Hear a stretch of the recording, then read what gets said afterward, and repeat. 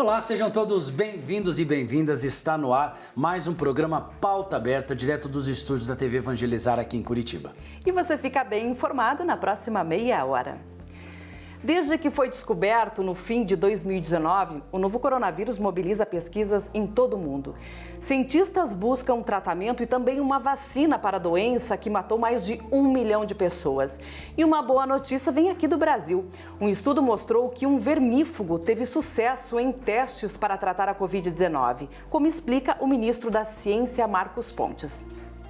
O que eu posso dizer é que nós temos agora um medicamento comprovado, cientificamente, que é capaz de reduzir a carga viral.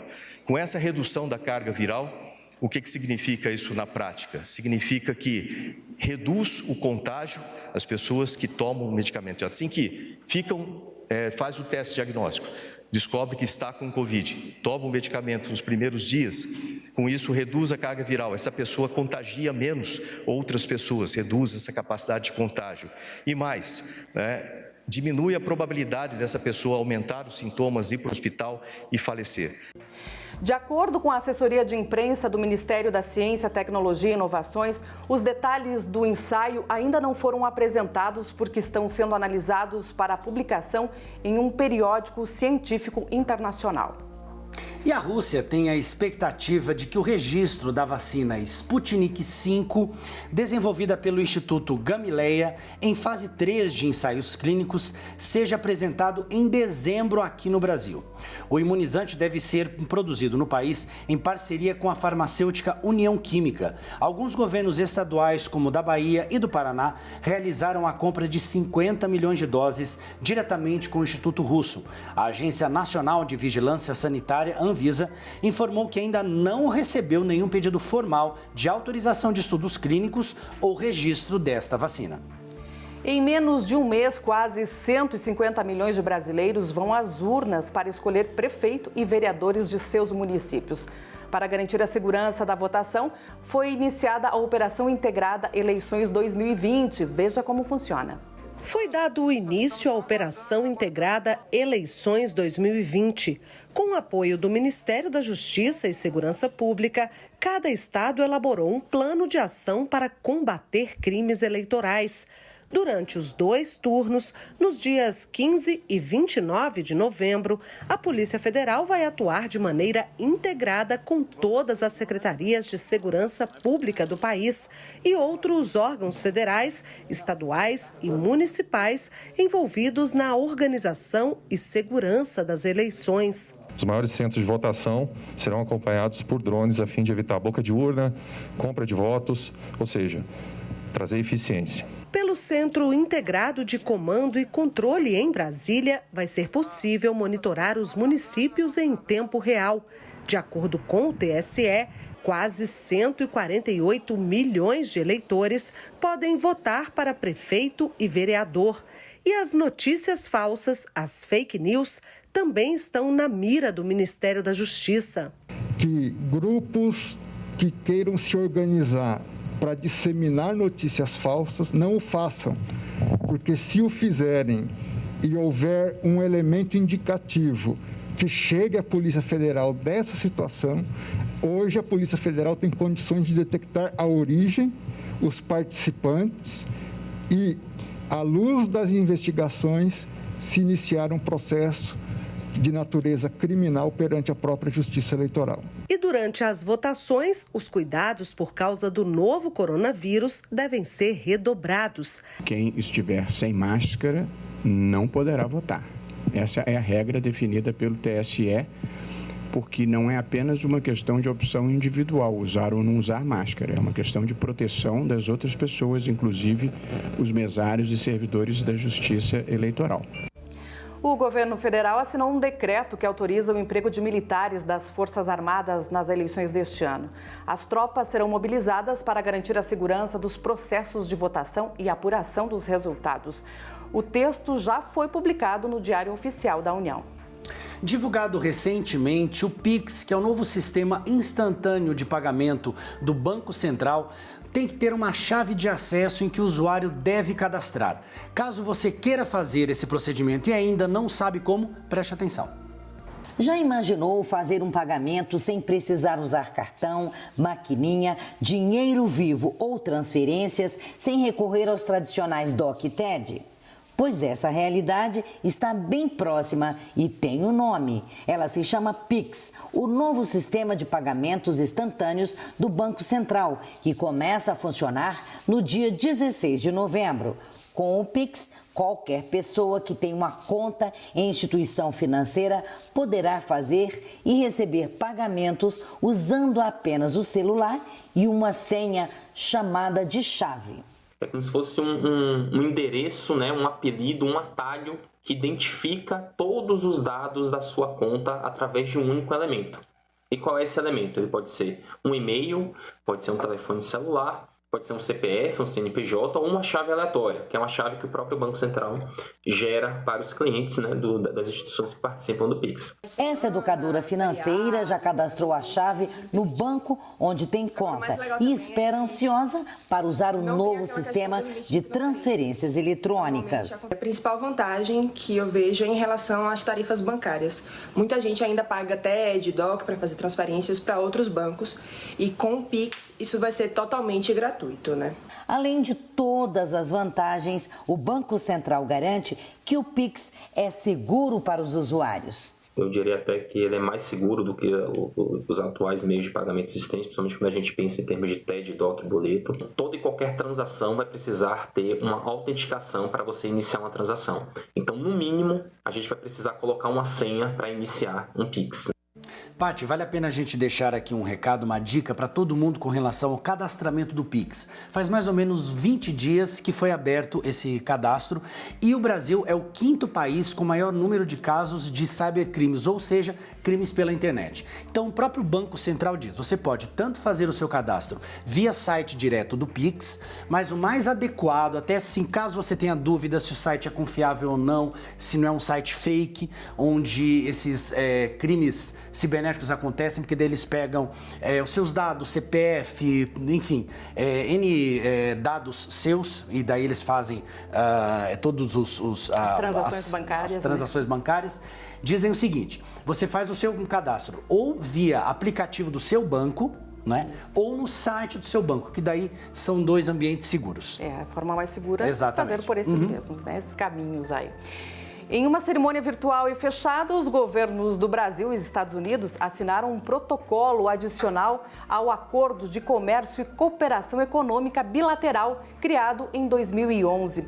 O pacote inclui mecanismos de facilitação de comércio e cooperação econômica, boas práticas regulatórias e anticorrupção. E nós vamos para um breve intervalo e no próximo bloco você vai ver. É o seguinte, você pretende ter aves em casa? Se a sua resposta for sim, saiba quais são os cuidados que tem que ter com esses bichinhos dentro de casa.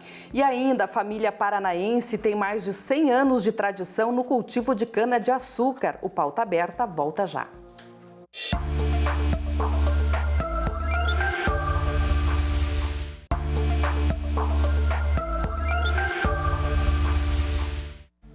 Moda também é engajamento social. Neste Outubro Rosa, uma marca de roupas femininas de Brasília criou uma coleção exclusiva para estimular mulheres na prevenção e tratamento do câncer de mama. Conheça o projeto.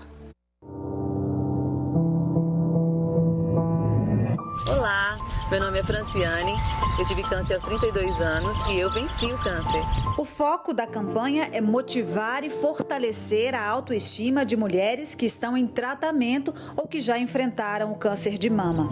As modelos foram escolhidas a dedo, todas já venceram a doença e têm um recado de incentivo ao autocuidado. Estou curada, né? E falando para vocês sempre se tocarem, fazer o autoexame, para vocês sempre manterem sua saúde em dia, seus exames, tá? Porque se tocar é muito importante. A gente sabe que é um momento extremamente difícil, onde a autoestima da mulher fica baixa e nós, como uma marca de moda feminina, enxergamos a nossa responsabilidade de olhar também para essas mulheres que estão no meio do tratamento. Entre todos os tipos de cânceres, o de mama é o que mais afeta as brasileiras. O INCA, o Instituto Nacional de Câncer, prevê que a doença deve atingir mais de 66 mil mulheres este ano. 30% dos casos podem ser evitados com atividade física e alimentação saudável. E, além disso, o diagnóstico precoce e a experiência de quem já passou por isso podem ajudar. É maravilhoso e poder também falar para as mulheres, né, que estão nesse processo de químio, de rádio, que não desistam, que tudo passa, é só um ciclo que elas têm que fechar na vida delas, né? E sempre troque a palavra desistir por resistir, viu? Porque a gente consegue sim, nós somos fortes. E na cidade de Cerro Azul, que fica no Vale do Ribeira, aqui no estado do Paraná, uma família tem 100 anos de tradição no cultivo de cana-de-açúcar. Vamos conhecer essa história?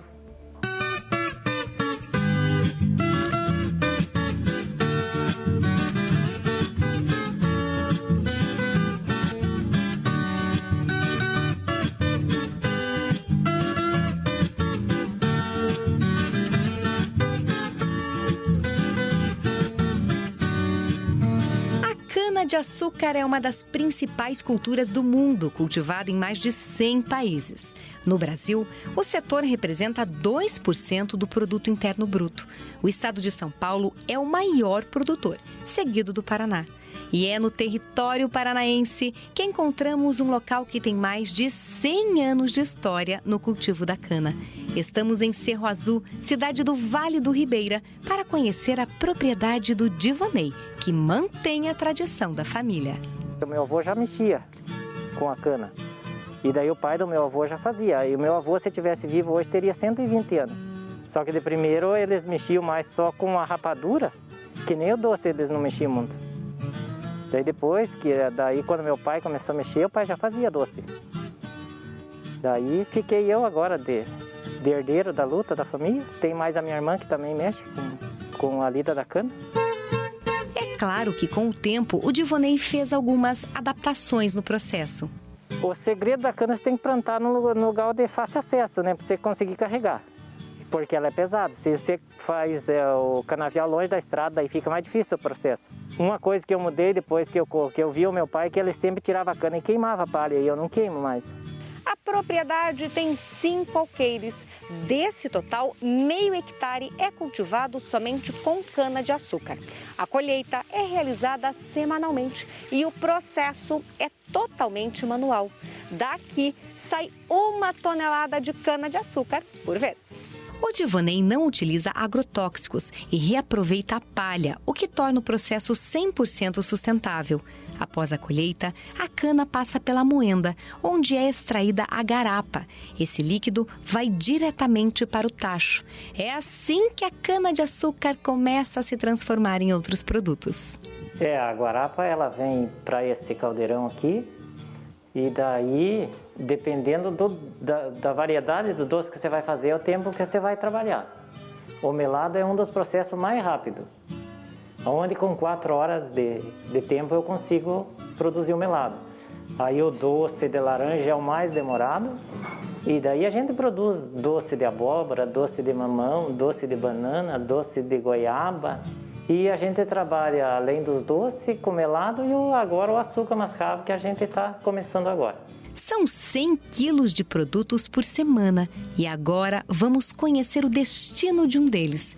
Neste restaurante em Curitiba, capital paranaense, o melado faz a diferença nos pratos elaborados pela chefe de cozinha. Ela explica que optar por produtos da região traz inúmeros benefícios.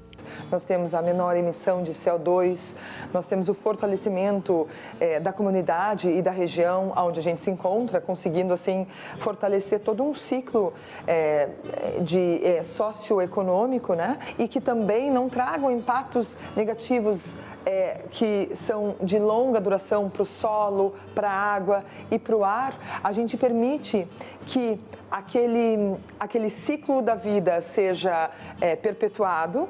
Nas saladas ou nas sobremesas, o melado faz sucesso. Mas o mais importante é que os clientes sabem a origem dos produtos.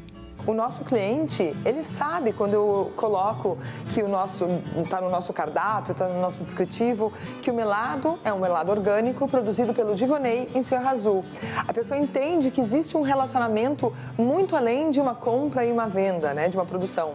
E mesmo já tendo conquistado esse mercado, o Divonei ainda tem muitos planos. A minha ideia era chegar uma hora que eu pudesse trabalhar num contrato, onde que eu tivesse que cumprir o contrato, aí eu me alegrava. Seria o sonho de você trabalhar, que daí você saberia, né, daquilo, da capacidade que você teria e do mercado que você teria também para cumprir um contrato.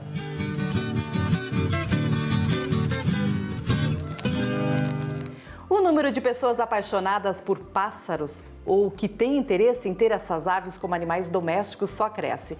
Mas será que todas as espécies podem ser criadas em casa? É isso que você confere agora.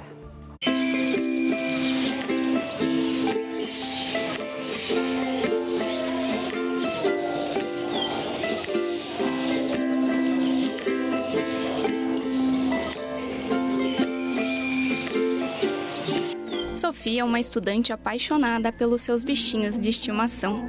Porém, eles são um pouco diferentes. Elis e Tonho são donos dos topetes altos e cantos barulhentos. Sim, estamos falando de duas calopsitas que fazem parte das mais de 39 milhões de aves no Brasil que são consideradas animais domésticos. Hoje em dia, quando eu conto para os meus amigos mais próximos, assim, que eu tenho uma calopsita, eu vivo postando nas redes sociais também, as pessoas acham muito engraçada a forma com que eu me relaciono com elas, porque, enfim, são muito próximos de mim, dormem comigo, pedem carinho o tempo todo. Então, eu acho que são bichinhos que necessitam de tanta atenção quanto os pets tradicionais. Muitos historiadores levantam hipóteses sobre o surgimento desses pequenos animais considerados silvestres. Uma delas é sobre os passeriformes, grupo que representa mais de 60% das espécies atuais de aves. Segundo estudos, eles teriam surgido por volta de 47 milhões de anos atrás, na região do Pacífico Sul, nos arredores da Austrália e Nova Zelândia. No mundo existem cerca de 10.426 espécies de aves.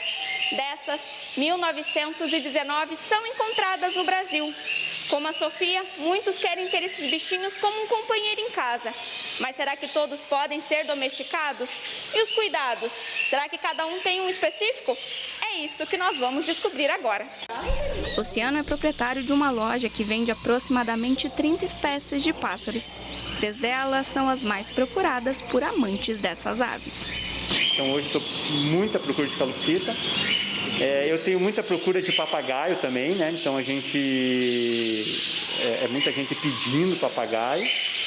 E eu vendo muito canário, né? Canarinho, para você ter aquele canto, né? Um pessoal que gosta de escutar o canto do canário. Apesar de ter cada vez mais pessoas apaixonadas por pássaros, será que todas as espécies podem ser mantidas em casa? Não, nem todas as espécies podem ser mantidas em casa. Eu penso muito, né, como ecólogo, como ornitólogo, quando as pessoas, por exemplo, adquirem uma arara, digamos, né? Uma arara em cativeiro pode viver mais de 60 anos, né? Então a gente tem que pensar que não é aquele animal que vai ficar ao nosso lado ali por 2, 3 ou até 10 anos, ou no máximo 20, como são a maioria dos cães e gatos, né? São animais que vão ficar décadas com a gente. Geralmente são irrequietas, têm a tendência de roer muito as coisas, né? Porque tem um bico muito poderoso e na natureza elas têm esse comportamento mesmo. Elas têm o problema da longevidade, né? O ornitólogo Eduardo Carrano, profissional que estuda aves, explica por que as pessoas gostam de ter esses animais por perto. Aves em específico, né, especificamente esse grupo, elas atraem o homem por 2 fatores principais. Um é o atrativo pelo canto da ave. Então, a ave tem um canto melodioso, por exemplo. O outro seria a questão da coloração da plumagem, né? É num ambiente como esse que percebemos que esses pequenos animais vão muito além da beleza. Terapeutas afirmam que as aves podem ser utilizadas em terapias assistidas por animais. O Padre Celso é um exemplo que esses pequenos bichinhos fazem muita diferença quando o assunto é saúde. No início de julho, eu fui acometido pela Covid-19, fiquei 14 dias internados na UTI, entubado, e depois no processo de volta para casa e de recuperação, quando eu devia ainda permanecer um bom tempo de repouso e ficando isolado das pessoas, esse espaço aqui foi o lugar onde eu encontrei abrigo, tranquilidade, onde eu pude de novo ir ressignificando as coisas para a minha história, né? E para a minha vida. Quando eu não podia sair lá fora, tudo aqui dava sentido para mim. De paixão para a profissão. É assim que muitos fotógrafos descobriram um jeito de unir essas duas palavras em registros para o mundo. No Brasil, João Quental é um dos maiores fotógrafos de aves. Em esfera mundial, Jess Findlay, fotógrafo de natureza canadense, faz seus cliques em diversos lugares do mundo em busca da vida selvagem. Imagens que impressionam. Pequenos animais que ensinam, e é por isso que é importantíssimo estar atento aos cuidados quando resolver ter uma ave como um bichinho de estimação. A principal parte é a questão de higiene e alimentação, né? Então manter a gaiola sempre bem higienizada, limpar todo dia, a água tem que trocar todo dia. E a gente sempre procura assim, escolher uma gaiola adequada, também não uma gaiola muito pequena, uma gaiola que traga um bem-estar melhor para o passarinho, né? 20% a gente dá algumas dicas diferenciadas, principalmente essas aves que a gente manipula, pega na mão, né? A gente tem que ter um cuidado para não ter um estresse. A ave precisa ter o tempo dela, ela não pode ficar o tempo todo na mão.